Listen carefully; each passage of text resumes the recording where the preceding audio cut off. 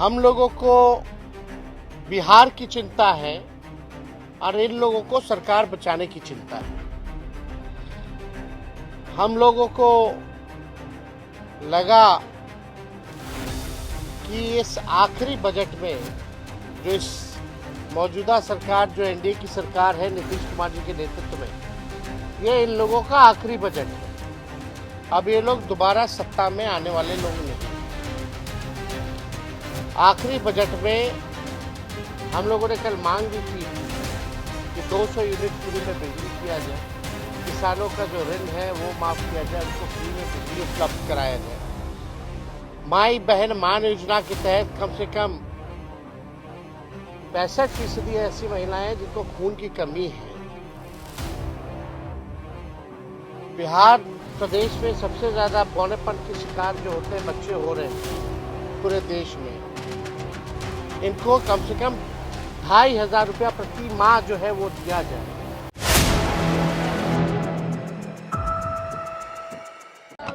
शुरू करें? चलिए, देखिए सभी हमारे पत्रकार भाई, आज बिहार में बिहार विधानसभा में बिहार का बजट जो है वो पेश किया गया है और ये सरकारी पन्नों पर झूठ और जुमलों की स्याही से लिखा हुआ भाषण जो है माननीय उप मुख्यमंत्री सम्राट चौधरी जी ने पढ़ा है, मगर इससे जमीनी सच्चाई कुछ और है, वास्तविकता कुछ और है। और पूरी तरीके से जब हम लोगों की सरकार 2015 में महागठबंधन की थी, उस जमाने से ही ये बात पुरानी बातें दोहराई गई हैं। हर ब्लॉक में स्टेडियम बनेगा। शायद इनको स्टेडियम की परिभाषा समझ में नहीं आती है। आज तक 10 सालों में या इतने सालों में आज तक जो है किसी भी प्रखंड में ढंग का स्टेडियम आज तक नहीं बना है। वही पुरानी बातें जो 5 घंटों में जो है पटना पहुंचेंगे, 4 घंटों में पहुंचेंगे। लेकिन स्थिति क्या है, पुल पुलिया टूटता रहता है, भ्रष्टाचार का भेंट चढ़ता रहता है। एक पुल मेगा जो पुल जो बन रहा है वो एक बार नहीं 3-3 बार टूटता है, फिर भी किसी पे कार्रवाई नहीं होती है। हम लोगों को बिहार की चिंता है और इन लोगों को सरकार बचाने की चिंता है। हम लोगों को लगा कि इस आखिरी बजट में जो इस मौजूदा सरकार जो एनडीए की सरकार है नीतीश कुमार जी के नेतृत्व में, ये इन लोगों का आखिरी बजट है। अब ये लोग दोबारा सत्ता में आने वाले लोग नहीं हैं। आखिरी बजट में हम लोगों ने कल मांग भी की थी कि 200 यूनिट फ्री में बिजली किया जाए, किसानों का जो ऋण है वो माफ किया जाए, उनको फ्री में बिजली उपलब्ध कराया जाए। माई बहन मान योजना के तहत कम से कम 65% ऐसी महिलाएं जिनको खून की कमी है। बिहार प्रदेश में सबसे ज्यादा बौनेपन के शिकार जो होते हैं बच्चे हो रहे हैं पूरे देश में। इनको कम से कम 2500 रुपया प्रति माह जो है वो दिया जाए। हम लोगों की मांग थी कि गैस सिलेंडर को जो है 500 रुपया कर दिया जाए। वृद्धा पेंशन, विधवा पेंशन, दिव्यांगों का पेंशन 400 से बढ़ा करके ये 1500 रुपए कर दे। लेकिन इसमें कहीं भी इस मौजूदा बजट में इस एनडीए की सरकार ने ध्यान नहीं दिया। लेकिन आखिर कब तक नहीं करेंगे? हम लोग हमेशा इस लड़ाई को लड़ेंगे और इनसे जो है नाक रगड़वा करके भी करवाना पड़े तो महिलाओं के खाते में उनको आर्थिक न्याय दिलवाने का काम हम लोग जरूर करेंगे। आप बताइए, 3 लाख 17,000 करोड़ का बजट इन्होंने बताया है भाई। 3,17,000 करोड़ का। टेक्निकल हम बात अगर पूछे तो सरकार को रेवेन्यू तो आ ही नहीं रहा, राजस्व तो मिल ही नहीं रहा, तो ये अचानक से 3,17,000 कैसे पहुंच गया? जब बिहार को रेवेन्यू ही नहीं आ रहा है तो ये 3,17,000 कैसे पहुंच गया? बात है कि ये इन्फ्लेटेड बजट है, बढ़ा चढ़ा करके अगर बोलना ही था तो 3 लाख का ही लोग 5 लाख बोल देते हैं, 5 लाख करोड़ करेंगे, तो इसका कोई मतलब नहीं है। पिछले बार भी जो बजट में इन लोगों ने घोषणा किया था, कौन सा काम जो है इन लोगों ने पूरा करने का काम किया है? पूरी तरीके से जो है धरातल पे कुछ नहीं नजर आ रहा। 7 निश्चय की बात करते थे, 7 निश्चय का बताओ कौन सा योजना सफल है? 7 निश्चय 2 की बात करते थे, बताओ 7 निश्चय 2 की योजना कौन सी सफल है? कोई तो योजना सफल नहीं हो पा रहा। ये पूरी तरीके से बिहार के हित में ये बजट है ही नहीं। ये केवल कागजों पर जो है ये बजट जो है केवल रह जाएगा, जैसा कि हम लोगों ने पूर्व में भी देखा है। केंद्र सरकार ने धोखा दिया, बिहार के साथ सौतेला व्यवहार किया है। आप बताइए बिहार में साक्षरता को बेहतर करेंगे कैसे? इस पे बजट में कोई प्रावधान नहीं है, बल्कि बिहार साक्षरता के मामले में सबसे फिसड्डी राज्य है। प्रति व्यक्ति आय बिहार सबसे पीछे है पूरे देश में। प्रति व्यक्ति निवेश बिहार जो है सबसे पीछे है। किसानों की आय में सबसे पीछे है। सबसे ज्यादा पलायन बिहार में है। सबसे ज्यादा गरीबी और बेरोजगारी बिहार में है। कहीं कारखाने खोलने की बात नहीं कही गई, कहीं फैक्ट्री लगाने की बात नहीं कही गई। कहीं भी आप देखिएगा नौकरी, रोजगार कैसे नौजवानों को उपलब्ध कराएंगे इसकी बात नहीं की गई। कैसे पेपर लीक रोकेंगे इसकी बात कहीं नहीं कही गई। पूरी तरीके से लॉ एंड ऑर्डर के बारे में कोई चर्चा नहीं, बल्कि अपराधी जो हैं आजकल प्रशासन के लोग जो है वो असुरक्षित महसूस कर रहे हैं। पुलिस कर्मियों को जो है मारा जा रहा है, कभी कौन माफिया मार दे रहा, सर फोड़ दे रहा, कभी गोली चला दे रहा।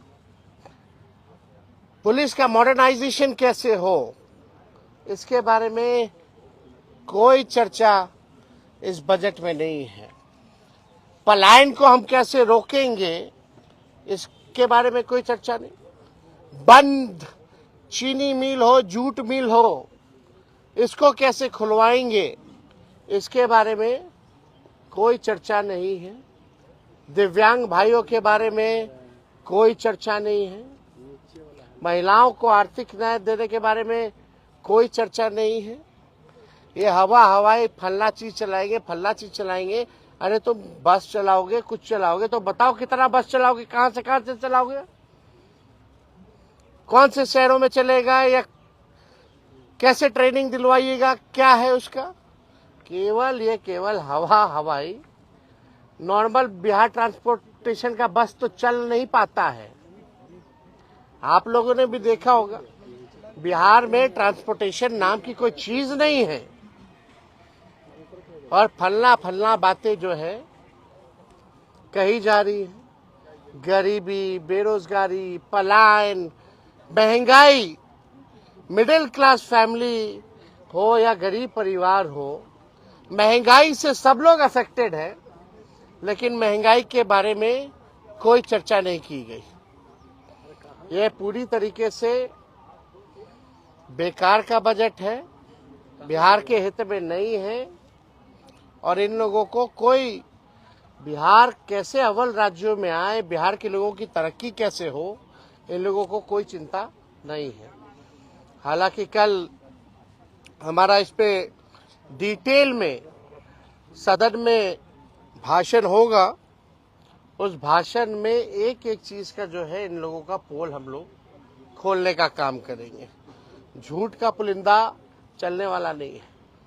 हम तो अपेक्षा किए थे जरा बता देते कि गुजरात को क्या क्या मिला भारत सरकार में, क्या क्या गुजरात को दिया और क्या क्या बिहार को दिया, इसके बारे में भी चर्चा करनी चाहिए थी।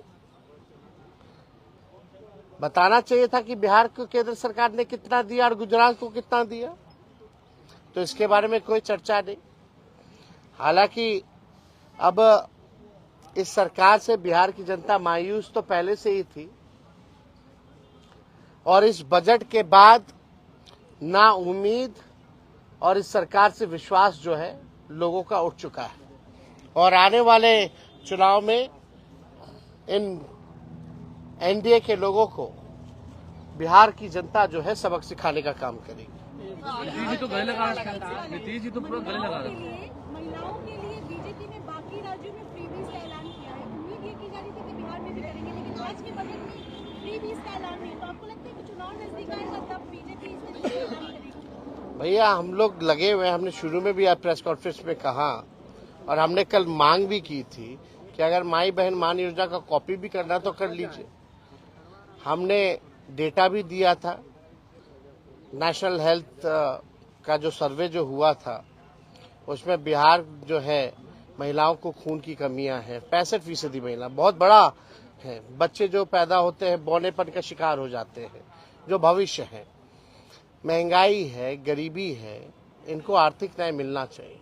तो सरकार कितना भी कोशिश कर रहे हैं, हम लोगों को जो भी करना पड़े इन महिलाओं को आर्थिक न्याय दिलाने की, ये हम लोग हमेशा